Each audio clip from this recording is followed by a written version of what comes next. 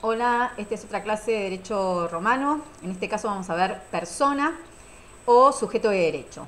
Nosotros actualmente lo llamamos así y entendemos por persona o sujeto de derecho, ya sea física o jurídica, aquel ente titular de derechos y obligaciones. Pero los romanos no consideraban estos conceptos, no significaban lo mismo. Los romanos, si bien hablaban de homo o de hombre, como tuvo una entidad psicofísica, con lo cual si uno tenía ciertas características físicas y psíquicas era considerado un hombre, pero no todos los hombres en Roma eran considerados personas. Con respecto a las fuentes romanistas, nosotros podemos ver que de la fuente surgen tres términos que no tienen nada que ver con lo que nosotros consideramos persona o sujeto de derecho. Los romanos hacían referencia al término capax. Capax no se tiene que definir ni tampoco traducir como capacidad, sino que para los romanos era la posibilidad concreta de entrar en una o en varias relaciones jurídicas. Después también hacían alusión al término caput. Caput es cabeza, por lo tanto ellos hablaban de que había cabezas libres y cabezas esclavas, había cabezas iuris y cabezas alieni iuris, y también aparece el término persona, pero este término persona no tiene nada que ver con lo que nosotros decimos o definimos como persona o sujeto de derecho, sino que hace referencia a la máscara utilizada en las representaciones teatrales griegas, que en realidad era más que una máscara, cubría toda la cabeza y era una forma de representar un rol, un personaje característico y además viene del verbo personare, de sonar, de resonar, era para que se escuche mejor la voz y que llegue a todos. Con lo cual, como verán, estos tres términos no tienen nada que ver con lo que nosotros consideramos persona o sujeto de derecho para nosotros. Los romanos, para ver y que tenían en cuenta en realidad para saber si uno tenía lo que nosotros consideramos como plena capacidad jurídica, en realidad ellos se fijaban en los estatus, es decir, en el rol o posición que desempeñaban en relación a la libertad, en la relación a la ciudadanía y en relación dentro del grupo familiar. Estos estatus tienen su correlación con las capiti de minutio, que los vamos a ver más adelante. Antes de comenzar entonces este tema de los estatus y de las capitis de minutio, tenemos que ver y comenzar con cuándo comienza la existencia de la persona. Nosotros en el artículo 19 del Código Civil y Comercial actual dice que comienza desde la concepción y se ha eliminado lo que decía Vélez, que era desde en el seno materno, es decir, hoy en día por las distintas prácticas extrauterinas se considera que no solamente se puede dar en el seno materno. Acá hay una controversia entre los romanos, porque hay una gran discusión si los romanos consideraban que la existencia de la persona comenzaba desde la concepción o desde el nacimiento. Es por un párrafo específicamente del digesto que aparece y que dice que el nascituro, es decir, aquel que está por nacer o el concebido pero no nacido, era solo una parte de la mujer o de sus vísceras. Y por eso hay una parte de la doctrina que consideró que los romanos, en realidad la existencia de la persona humana comenzaba desde su nacimiento. Pero si uno comienza a analizar dónde está ubicado este pasaje del digesto, en realidad está ubicado en una parte en donde se está discutiendo sobre la pretensión del padre de que el niño fuera exhibido y separado de la madre. El tema es que los juristas le contestan que no va a poder ser exhibido y que por eso era una entraña de la madre. Es decir, claro, no puede ser exhibido porque hasta que no se produzca realmente el parto, era parte de la madre. Recién cuando se producía el parto, ahí podía exhibirse. Es decir, en esa época no había ecografía para saber si la mujer realmente estaba embarazada o no lo estaba. Por eso es esta contestación que le da el jurista. Y además, si uno comienza a analizar otros pasajes del Digesto y otras obras de la época, se puede ver que aquella mujer que estaba embarazada y había sido condenada a la pena capital, o había sido o le habían sido impuestas tormentos o torturas, tenían que esperar a que dé efectivamente a luz para poderlo aplicar o la pena capital o los tormentos. Por lo tanto, si uno considera que eran parte de las vísceras de la madre o parte de la mujer, que era todo un mismo ente, entonces ¿por qué no aplicarle? Entonces ahí sí se está distanciando, entonces considera que es algo distinto y que, por lo tanto, la existencia de la persona no es desde el nacimiento, sino que es desde la concepción, sino directamente que le apliquen los tormentos, que le apliquen la pena capital y que no se espere a que se produzca el nacimiento. Además, también aquella mujer que estaba embarazada y que había algún tipo de tema con respecto al que estaba por nacer y para su cuidado y para que tenga futuros derechos hereditarios, que los tenía, que se hacían efectivos cuando nacía con vida, también se le ponía un curador adventro, es decir, él por nacer tenía un curador. Si era una víscera, ¿para qué voy a ponerle un curador a una víscera? Con lo cual, las nuevas posturas consideran que los romanos en realidad consideraban a la existencia de la persona desde la concepción. A pesar de que se ha tergiversado todo este tema. Aquí el doctor Rinaldi tiene un artículo muy interesante que yo lo he subido al campus sobre el nasciturus, el que está por nacer, y sobre estas cuestiones. Con respecto a, así como vemos el tema del nacimiento, hay que determinar cuándo se da efectivamente y cuándo es considerado nacido. Primero y principal, se tenía que llevar a cabo el pleno desprendimiento del seno materno. Esto se daba cuando se cortaba el cordón, se hacía el corte del cordón umbilical. El otro requisito es que nazca con vida, porque mientras que no había nacido o si nacía muerto, no se lo tenía ni por procreado. Aquí estaban estas dos escuelas, la escuela sabiniana y la escuela proculeyana. Obviamente que el nacimiento se tenía que probar con testigos. Estas dos escuelas disienten en cómo era el sistema probatorio. Obviamente los juristas de la escuela proculeyana exigieran que se hubiera escuchado el llanto, en cambio los de la escuela de los sabinianos le bastaba con cualquier manifestación externa de vida, con movimientos, que prueben que el niño había nacido y que estaba vivo. Y después se tenía que presentar el otro requisito, que tenga forma humana. Se decía que no sea ni un monstruo, ni un portento, ni un prodigio. Y especialmente se fijaban en la cabeza, que no tenga ningún tipo de deformidades, y aquel que tenía algún tipo de deformidades se lo arrojaba por la roca Tarpeia.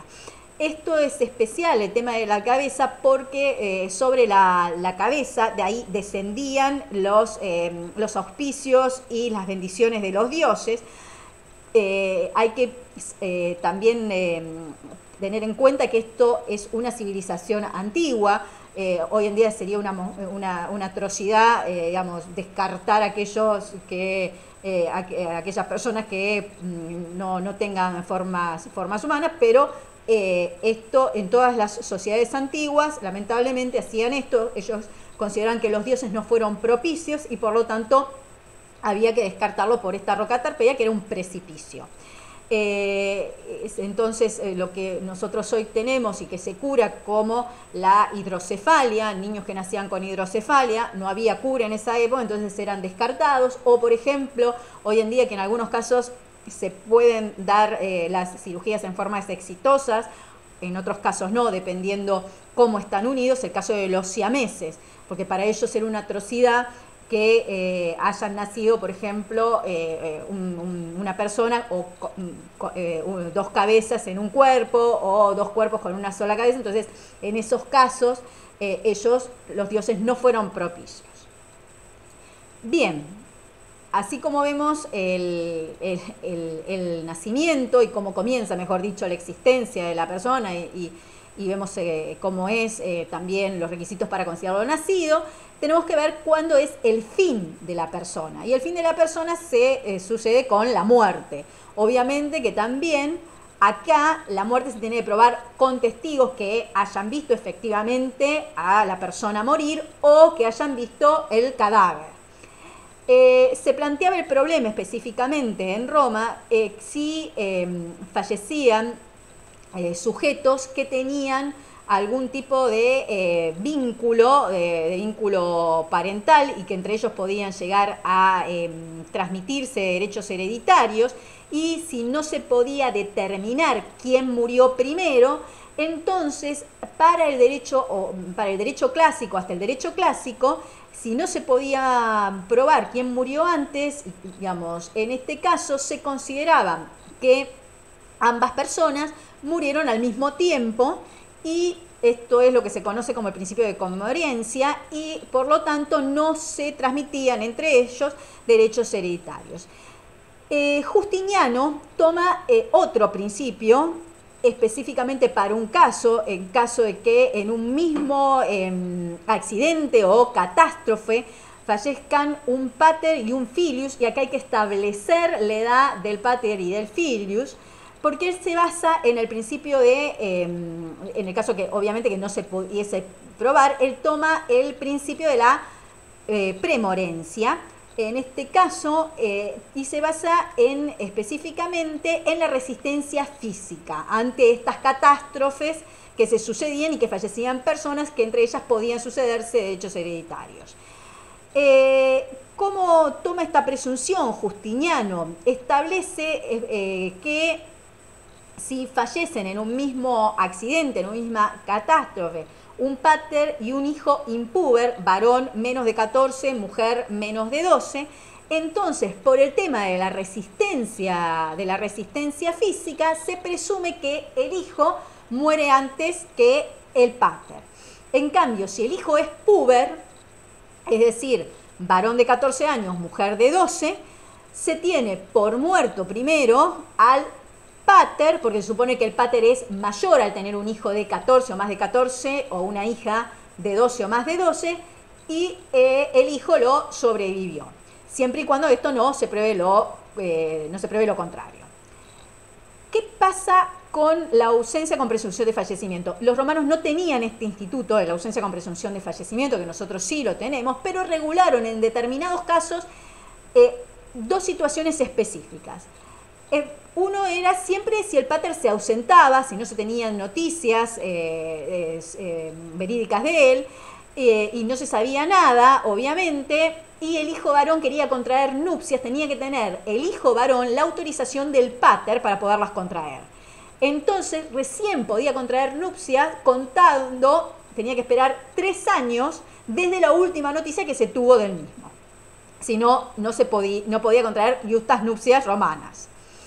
Y en la época de Justiniano es el caso de la mujer que su marido se ausenta y que no tienen noticias. Ella recién recupera la aptitud nupcial pasados 5 años desde la última noticia que tuvo de su marido. Es decir, antes de los 5 años no podía contraer nuevas nupcias.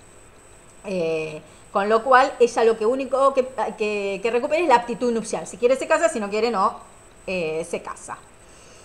Así que estas dos situaciones contemplaron los romanos. Pero es un tema específicamente para el hijo varón y para la cónyuge supérstite, o supuestamente supérstite en este caso. Vamos a ver primero, con respecto a la persona, los estatus. Los estatus ya dijimos que es la situación o rol o posición jurídica que ocupaba un hombre, y que se los divide en 3 estatus. Lo que es el status libertatis, el status civitatis y el status familia. Y dentro de cada uno de los estatus se analiza, por ejemplo, en el status libertatis decimos que los hombres pueden ser libres, y dentro de los libres pueden ser ingenuos o libertos, o pueden haber esclavos. Después tenemos el status civitatis, que vamos a ver que hay ciudadanos romanos y no ciudadanos romanos. Y en el status familia, que vamos a ver que hay sui iuris, es decir, cabezas de familia que no dependen de nadie, o alieni iuris, es decir, los que dependen de un sui iuris. Estos estatus o posiciones en realidad no es una clasificación típicamente romana, en realidad lo que surgen de la fuente son las capite de minutio, que se traducen como disminuciones de cabezas, disminución o cambio de su situación o de su posición o de su estatus. Que a partir de estas capite de minutio que surgen de la fuente es que posteriormente se han elaborado estos estatus. Por lo tanto, había 3 capites de minutio, lo que es las capite de minutio máxima, que era la pérdida de la libertad, y si uno perdía la libertad, por lo tanto, acarreaba la pérdida de todos los demás estatus. Entonces, uno perdía la libertad, perdía la ciudadanía y, por lo tanto, perdía su posición dentro de la familia. Usualmente, uno perdía la libertad si caía en esclavitud, si se volvía y se convertía en esclavo. Que esto podía llegar a suceder por distintos motivos, podemos saber por cuáles. La capite de minutio media está relacionado con el status civitatis, es decir, lo que se pierde, lo que se transforma es la ciudadanía. Se conserva la libertad, pero se cambia de ciudadanía. La ciudadanía se podía llegar a perder cuando uno se radicaba en una colonia, o también por una pena o por una sanción donde intervenía toda una ceremonia religiosa de la interdicción del agua y del fuego sagrado, que a la persona la separaban y la ponían al margen de la civitas romana. Y por último tenemos la capite minutio mínima, que lo que se modifica es su posición dentro de la familia. En este caso puede ser que de alieni iuris se transforme en sui iuris, por ejemplo, en el caso cuando un pater fallecía o cuando un pater emancipaba a su hijo alieni. Este alieni, si su pater moría, se transformaba en sui, o si su pater emancipaba al hijo, que era alieni, se transformaba en sui iuris. También podía pasar que de sui iuris, de cabeza de familia, se transforme en alieni iuris. Esto se da específicamente por un rito antiguo que era la drogación, que es un tipo de adopción muy antigua, o también cuando una mujer, porque las mujeres también podían ser cabeza de familia, podían ser sui iuris, contraía un tipo de matrimonio que es el matrimonio que es el cum manu. Entonces entraba como alieni a la familia de su marido. Y también hay otro cambio en el status familia, con esta capite de minutio, que es de alieni a alieni. Ustedes miran cómo, si es alieni y pasa a ser alieni es lo mismo. No. ¿Por qué? Porque es el caso de la adopción. Uno es hijo y pertenece a una familia y pasa a ser, por medio de la adopción, del adoptio, pasa a ser hijo y pasa a pertenecer a otra familia bajo la dependencia de otro pater. Entonces, una familia pierde un filius porque lo da en adopción, pero otra familia incorpora un filius, que es el mismo alieni, y aumenta su familia. Pero esa persona que era alieni en una familia, ahora pasa bajo la dependencia de otro pater y es alieni de otro pater. Entonces también hay un cambio en su posición. Si bien sigue siendo alieni, hay un cambio, porque hay un cambio que pasa de una familia a otra familia, de depender de un pater pasa a depender de otro pater. Vamos a ver primero específicamente el status libertatis, que es el estatus más importante también, porque acuérdense que si yo pierdo mi status libertatis, acarrea la pérdida de todos los demás estatus.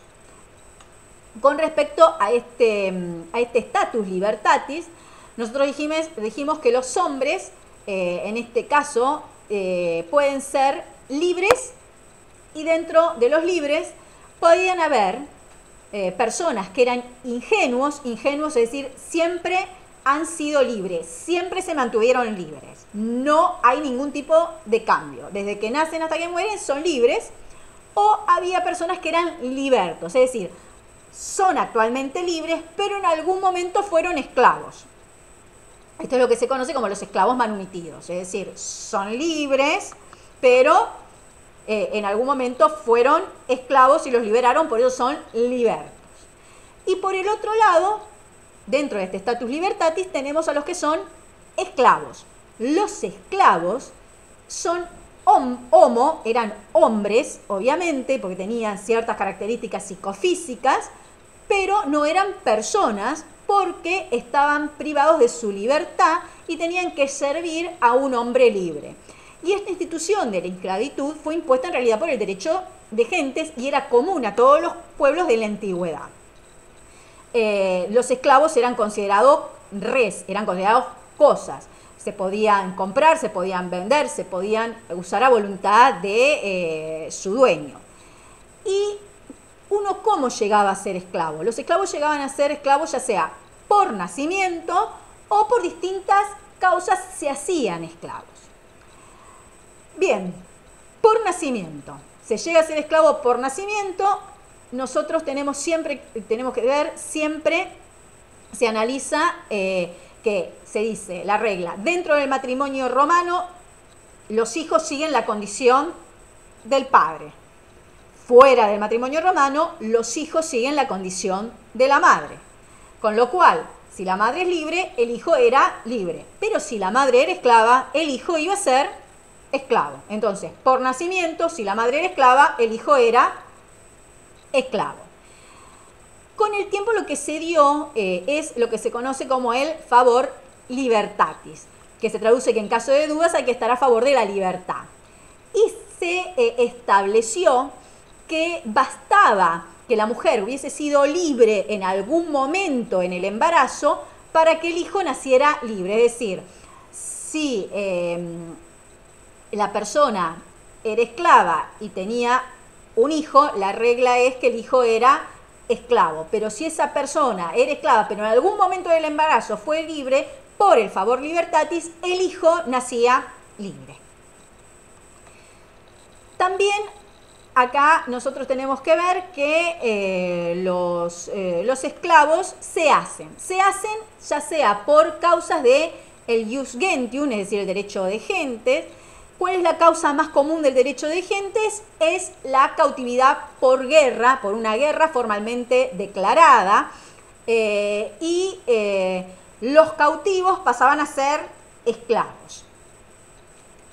Con lo cual, esto era aplicado para todos los pueblos de la antigüedad. Por lo tanto, si un ciudadano romano, una persona libre, ciudadano romano, era tomado prisionero de guerra por un pueblo extranjero, es decir, porque se había declarado una guerra a Roma, ellos pasaban a ser esclavos. Pero si el romano prisionero del enemigo se escapaba de este cautiverio y atravesaba los límites y pisaba suelo romano, se establecía que recobraba su libertad automáticamente como si nunca hubiera estado en esclavitud y volvía a ser libre, ciudadano romano, con todos sus derechos. Con todos sus derechos. Las situaciones de hecho, no. Con lo cual tenía, en el caso, por ejemplo, una situación de hecho, que es la posesión, tenía nuevamente que poseer la cosa, por lo tanto, tener el elemento material, que era el corpus, y el intencional, que era el animus. Y también, para los romanos, otra situación de hecho era el matrimonio, entonces pasaba lo mismo. Tenía que comenzar la convivencia o cohabitación y lo que era el affectio maritalis con la persona.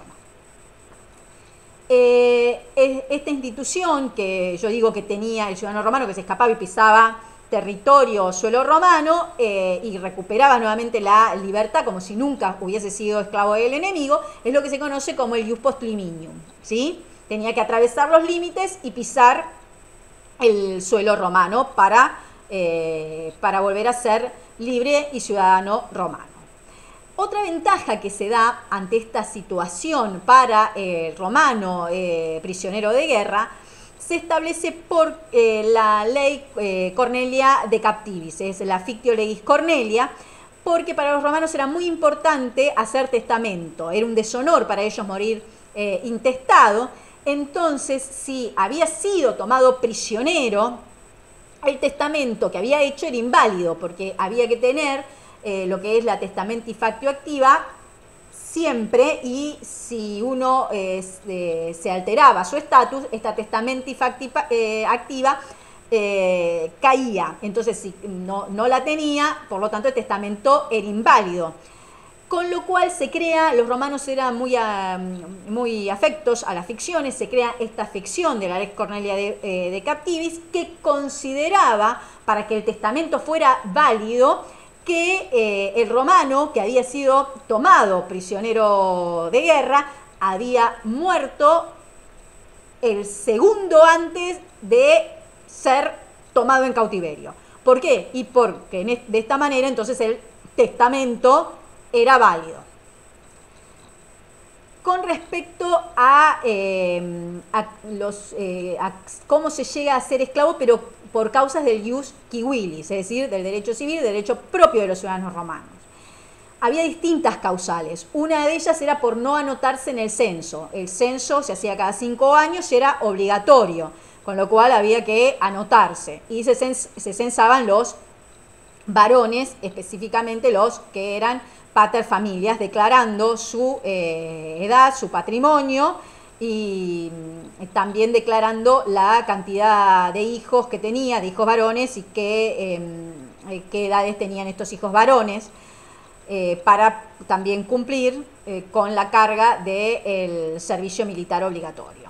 La otra que está relacionada con esto es si se caía en esclavitud, si uno no cumplía con el servicio militar, que era obligatorio y que duraba 10 años, con lo cual si era uno un desertor y no cumplía con esto, caía en esclavitud.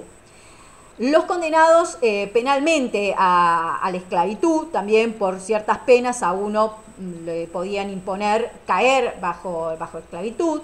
Los nexi que eran los deudores que habían sido tomados por el procedimiento de las acciones de la ley por la manus iniectio y habían sido tomados como deudores por su acreedor.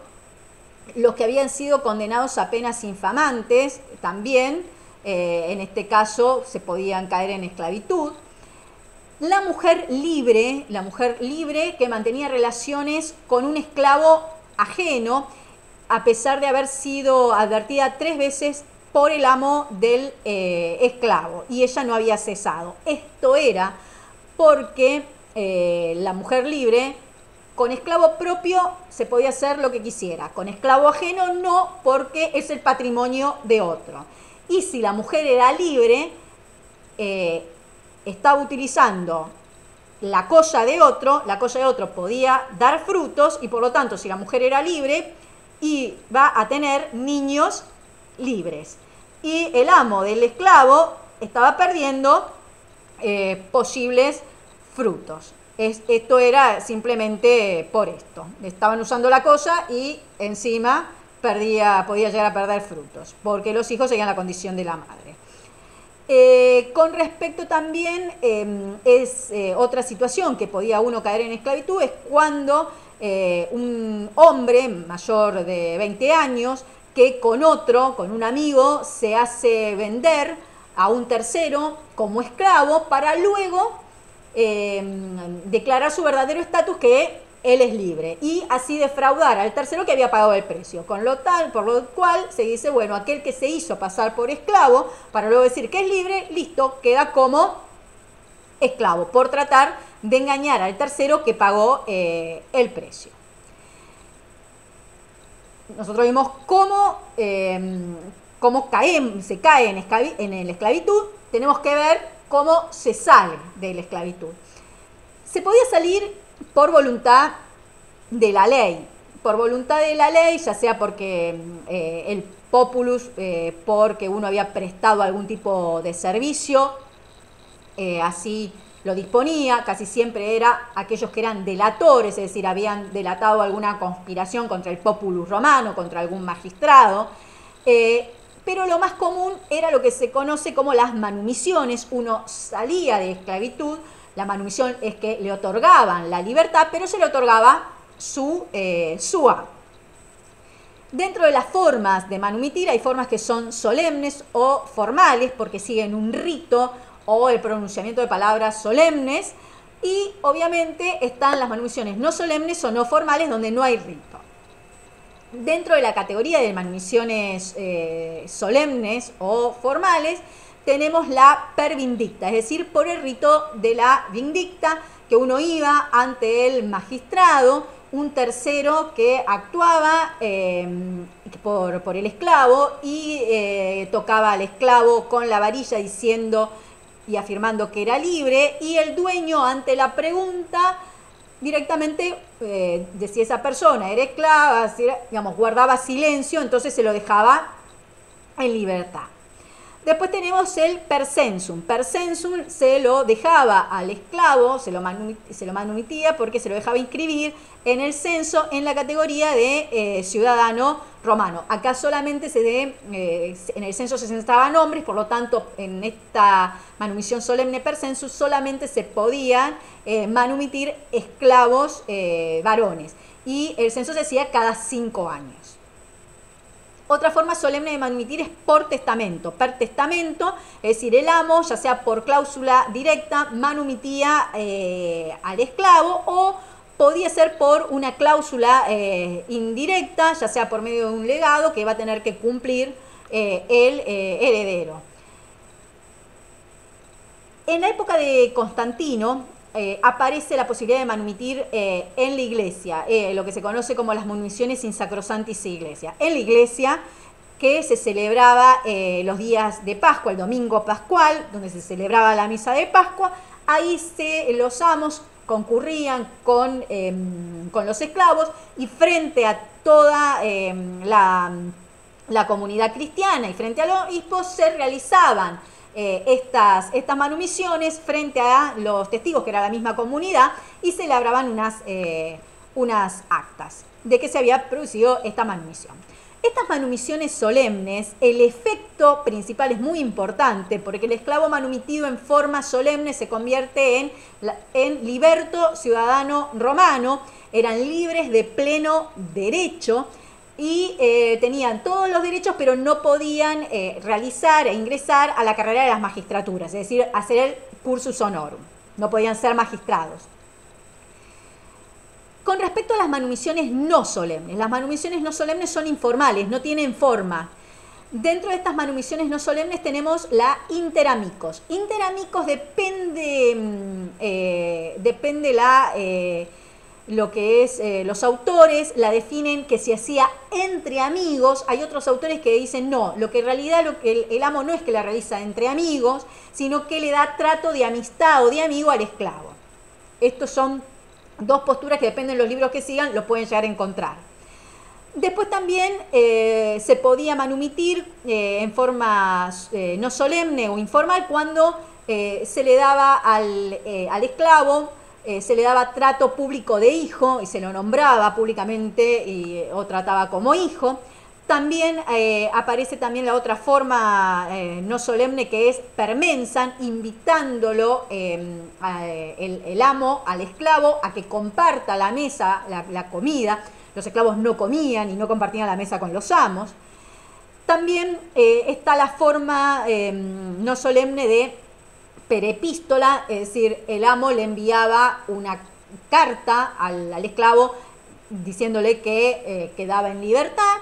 Y aparece también la forma de los funerales del amo, que acá los herederos en realidad le permitían a los esclavos a participar de los funerales de su amo y le ponían una vestimenta de liberto y tenían un pileus, que era un tipo de gorro especial, que así lo identificaban, porque tampoco los funerales le permitían a los esclavos a participar de ello. Entonces es una forma que, si lo estoy invitando a participar en el funeral del amo, es una forma de manumitirlo. Los funerales eran muy cerrados, con lo cual solamente en los funerales iba solo la familia. Bien, el efecto que también es muy importante de estas manumisiones no solemnes o informales, es que el esclavo estaba manumitido de hecho, pero no para el derecho, Para el derecho no, porque faltaba el rito, faltaba la forma. Entonces estos esclavos no sabían en qué situación quedaba, y si el esclavo le habían mandado una carta o lo habían a lo mejor invitado a compartir la mesa a su amo, puede ser que al otro día se arrepintiera, y si el esclavo se iba, en realidad el amo, si se arrepentía, podía iniciar una acción reivindicatoria, porque lo que se está yendo, si bien es un esclavo, para ellos era una cosa, y el pretor lo que hacía era hacer volver a la cosa. Sin embargo, lo que hace después la ley, que es una ley que sale, que es la Lex Iunia Urbana del año 19 después de Cristo, lo que establece que estos esclavos manumitidos en estas maneras informales, no solemnes, quedaban en la categoría de libertos latinos iunianos. Con el tiempo aparecen ciertas leyes que empiezan a restringir las manumisiones, porque en un primer momento se podía manumitir una persona a los distintos esclavos era una forma de gratitud, y específicamente en la época cristiana se lo consideraba como una cuestión misericordiosa, pero empiezan a surgir ciertas leyes restrictivas de estas manumisiones, porque si bien estos esclavos manumitidos en forma, en esta forma, ya sea solemne o no solemne, si bien no podían ser y participar en la carrera de las magistraturas, no tenían el curso honorum, sí podían participar en los que eran los comicios tribados y podían llegar a dar vuelta una elección. Por eso empiezan a surgir estas leyes restrictivas de las manumisiones. Una lex que es la Fufia Caniña, esta lex limita las manumisiones por testamento y solo se podía manumitir como máximo 100 esclavos. Así que si uno tenía muchos esclavos, el máximo podía ser 100. Es una tabla que se establece dependiendo de la cantidad de esclavos cuánto se podía manumitir, pero el máximo que se puede manumitir por testamento son 100. Después aparece la Lex Aelia Sentia. La Lex Aelia Sentia es posterior, y acá dispone que para poder manumitir los dueños tenían que tener una diferencia de edad entre el amo y el esclavo. Los dueños tenían que tener 20 años de edad, y los esclavos tenían que tener 30. No se podían manumitir esclavos menores de 30 años. También dispuso que no se podía manumitir en fraude a los acreedores, y estaba prohibido manumitir a aquellos esclavos que habían sido condenados a penas infamantes, ¿sí? Entonces, esto había que cumplirlo para poder manumitir, y esto empieza a restringir entonces los distintos tipos de manumisiones. El esclavo, ya dijimos, es una res, no podía celebrar ningún tipo de negocio jurídico, no era considerado persona, no tiene ningún tipo de capacidad, pero los esclavos podían ser utilizados por sus amos, por sus dueños, como medios de adquisición, es decir, el amo adquiría a través de su esclavo. Entonces, muchas veces, a través de lo que era el derecho antiguo, el amo, en realidad, si había terceros que habían realizado el negocio con el esclavo, que en realidad lo había enviado su dueño, dice, sí, pero al amo, al pater, dice, él tomaba todas aquellas obligaciones que lo beneficiaban, pero no se hacía cargo de las deudas. Entonces, esto el pretor lo ve como una situación injusta y comienza a dar ciertas acciones que se las llaman acciones de cualidad agregada, en latín adiectitae qualitatis, de transposición de sujeto, de transposición de persona, porque si había terceros contratantes que habían sido perjudicados y para colmo el pater o el amo había sacado algún tipo de ventaja, entonces dice podían ir contra este. Este grupo de estas acciones, hay un grupo que las concedían contra el amo cuando había algún tipo de autorización especial o general. Se dice que le había dado el amo al esclavo para que celebre ciertos negocios. Acá se encuentra lo que era la actio quod iusus, cuando el esclavo seguía órdenes expresas del amo para realizar un negocio determinado, o la actio exercitoria, cuando el amo designaba al esclavo y lo ponía frente de una nave para realizar todos los negocios que tenían que estar relacionados a la actividad marítima. Y la actio institoria, que es la misma que la anterior, pero ponía el amo al esclavo frente a un negocio terrestre, a un negocio comercial.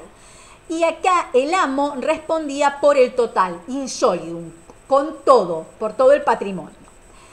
Luego hay otro grupo de acciones en donde se iba, los terceros contratantes iban contra el amo, pero acá no había una autorización expresa, se dice hay una autorización pero tácita, no hay una orden para que desarrolle una actividad por parte del amo, pero el amo tiene conocimiento de que el esclavo está realizando algún tipo de inversión con un peculio, porque todas tienen de base un peculio era una pequeña cantidad de dinero o una pequeña porción de patrimonio o de bienes que le podía llegar a dar el amo a su esclavo para que lo realice negocios, pero en realidad ese peculio era de el amo y en cualquier momento se lo podía sacar. Con lo cual, si uno tenía un peculio, que es lo que se conoce como peculio profecticio, o peculio servile, en algunos casos se distingue el dado especialmente al esclavo, obviamente que sabía que si el esclavo tenía este pequeño peculio, iba a realizar algún tipo de actividad y lo iba a invertir. Con lo cual, acá se dice que acá no va a responder, si bien se va a ir contra los terceros contratantes, pueden ir contra el amo, pero van por un cierto monto.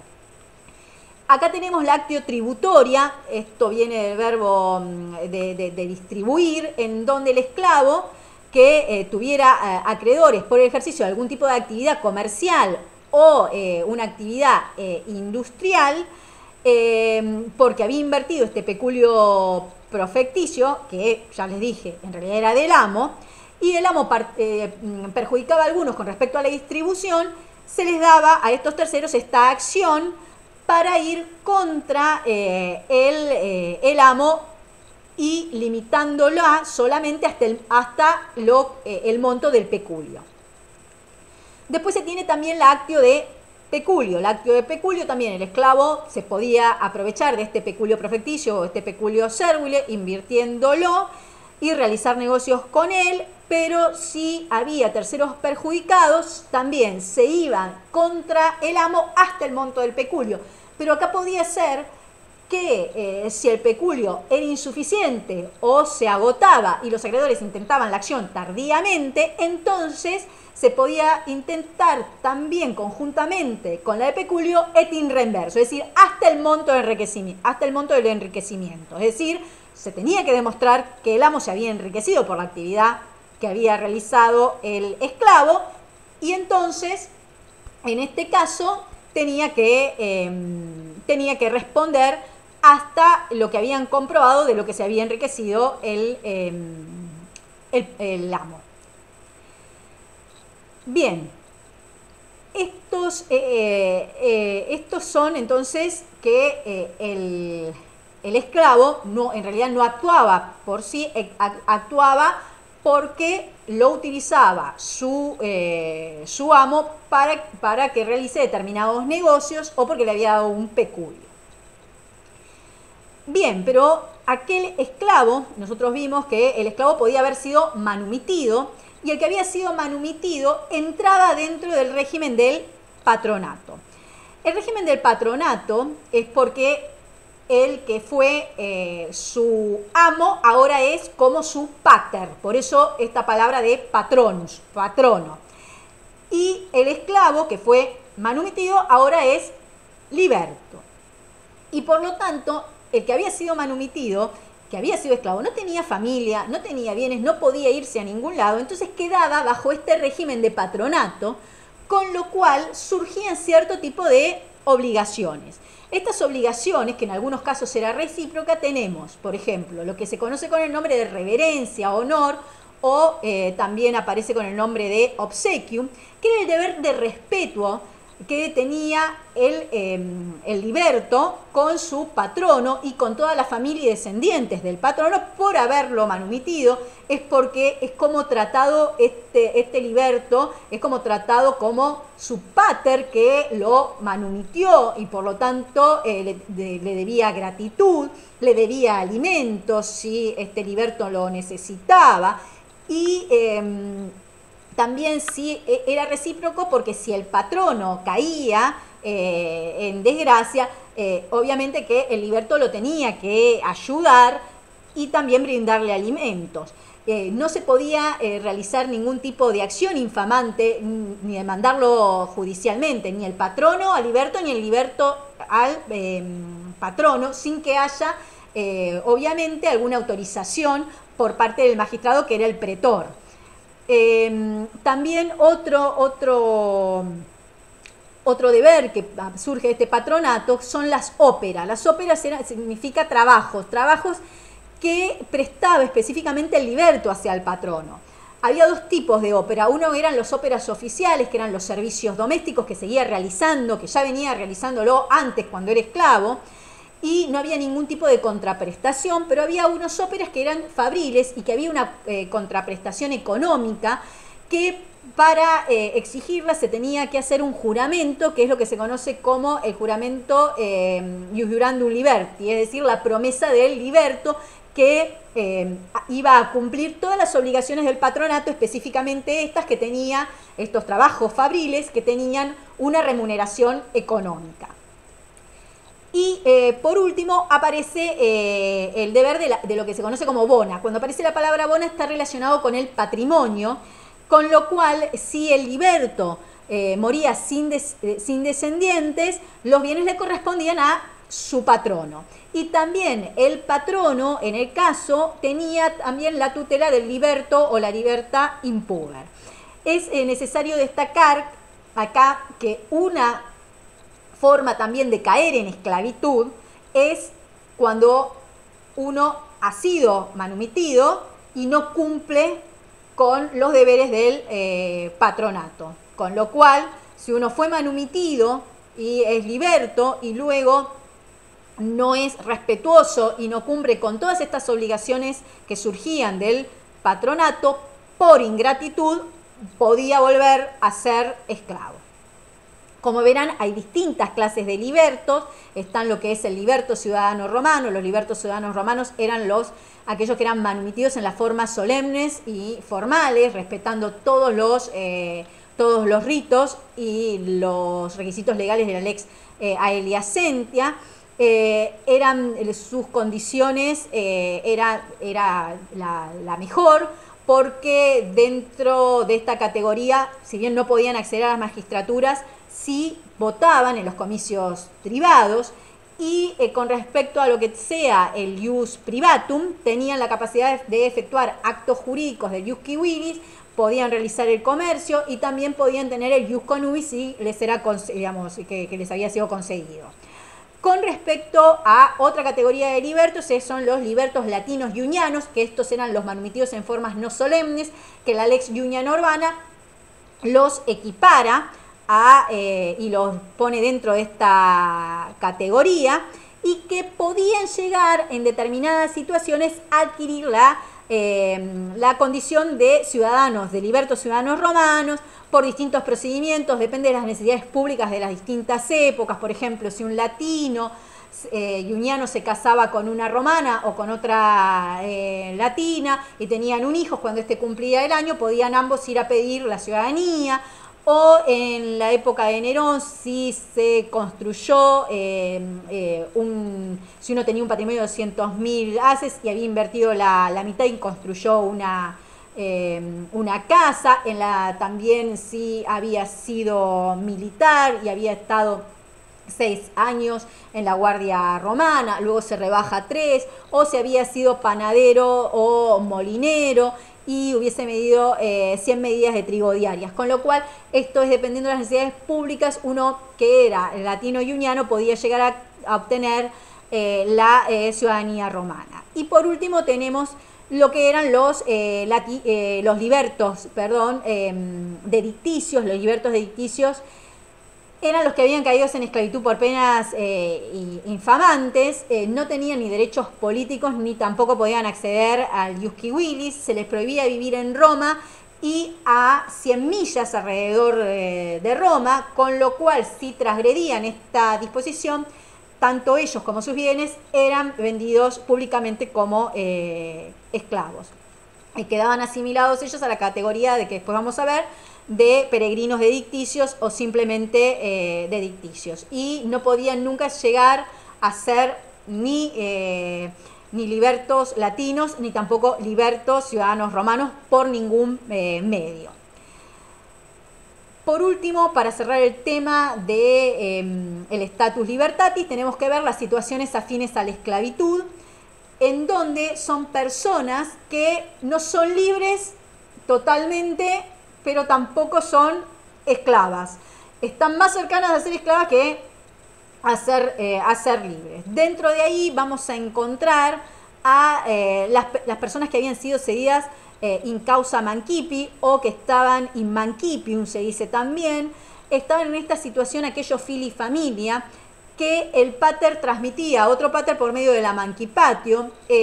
Esto podía ser se utilizaba por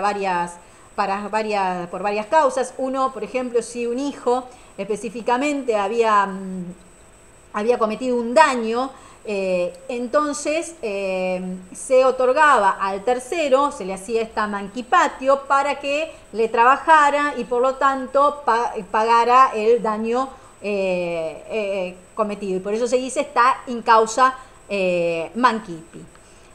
También otra forma a fin de la esclavitud son los adicti, esto lo vimos en la parte de procedimiento, que eran los sometidos a una prisión privada, que estaban bajo el poder de su acreedor por el procedimiento de las manus iniectio, de esta acción ejecutiva. Algo similar también eran los nexi, porque no habían cumplido con la prestación que se habían comprometido por el tema del nexum, que era un tipo de obligarse de una forma solemne y antigua. Después estaban los gladiadores, o llamados los autoratus, que eran así a los gladiadores, que eran hombres libres que se entregaban a prestar servicios a un empresario llamado lanista y disponían de ellos para que ponían en riesgo su vida en el circo romano, y esto era muy mal visto por los romanos, que un hombre libre se ponga al servicio de un lanista y que ponga en juego su vida. En realidad estos dependían obviamente de este empresario. Después estaban también los que eran rescatados del enemigo, lo que era el redemptus ad hostibus, que era el que había sido tomado prisionero del enemigo y que podía llegar a ser redimido por el pago de una suma de dinero. Pero obviamente que el que pagaba, uno quedaba obligado por aquel amigo o pariente que había pagado su rescate. En la etapa del dominado aparece la institución del colonato, aparecen los colonos, eran hombres libres, pero se hallaban adscriptos a la tierra. Es decir, ellos con toda su familia, si la tierra se vendían, eran vendidos ellos. Con lo cual, nosotros hemos visto en la parte de dominado que uno podía ser colono por nacimiento, por pena, por contrato o por prescripción adquisitiva, haber trabajado 30 años la misma tierra. Bien, esta, como verán, es una clase bastante larga porque el status libertatis es bastante largo, así que vayan viendo, cualquier duda o inquietud me preguntan, y fíjense todo el material subido también al campus. Muchas gracias. Después, en la próxima seguiremos con los demás estatus. Hasta luego.